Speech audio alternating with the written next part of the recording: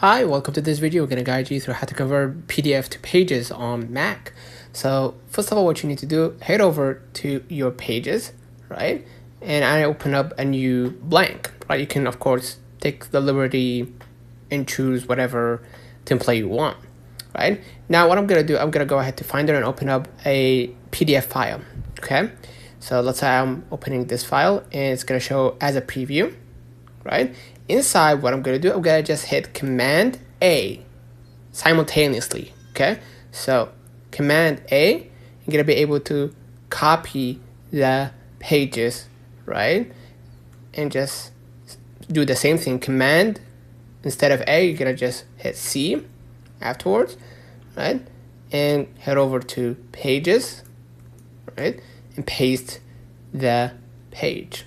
Right, it's gonna take a while, but of course the outcome will show here. So consider liking this video, subscribe, and until next time, see you. Hi, welcome to this video.